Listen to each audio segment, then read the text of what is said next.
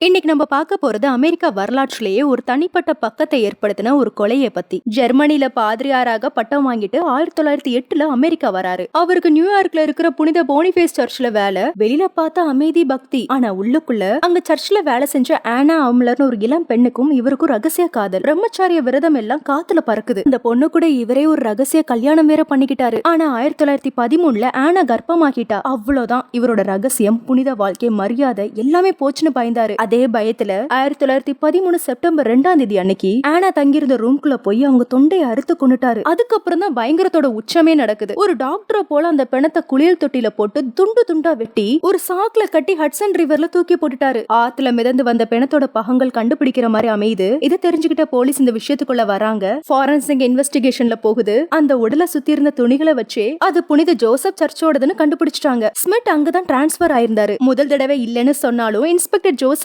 கிட்ட இவர் கடைசில குற்றத்தை ஒத்துக்கிட்டாரு. என்னோட கடவுள் தான் ரத்த பலி கொடுக்க சொன்னாங்கன்னு சொல்லி பைத்தியக்கார மாதிரி நடிக்க பார்த்தாரு. இவர் இந்த ஒரு விஷயத்தை மட்டும் பண்ணல. இவர் ஒரு கள்ள நோட்டுக்காரர். வேறொரு ரூம்ல $10 அடிச்சிருக்காரு. முன்னாடி வேலை செஞ்ச ஊர்ல ஒரு 9 வயசு பொண்ணு காணாம போனதுலயும் இவருக்கு தொடர்பு இருக்குன்னு சந்தேகம் எழுப்பப்படுது. ஃபர்ஸ்ட் ட்ரைல பைத்தியம்னு சொல்லி தப்பிக்க பார்த்தாலும் ரெண்டாவது ட்ரைல குற்றம் நிரூபிக்கப்பட்டுச்சு. கடைசில 1916 பிப்ரவரி 18 ஃபாதர் ஹான்ஸ்மெட்டுக்கு நியூயார்க்ல இருக்கிற சிங் ஜெயில எலக்ட்ரிக் சேர்ல அவரை எக்ஸிக்யூட் பண்ணாங்க. அமெரிக்கா வரலாற்றிலேயே குற்றத்துக்காக மரண தண்டனை வாங்கின ஒரே ஒரு கத்தோலிக்க பாதிரியார் இவர்தான்.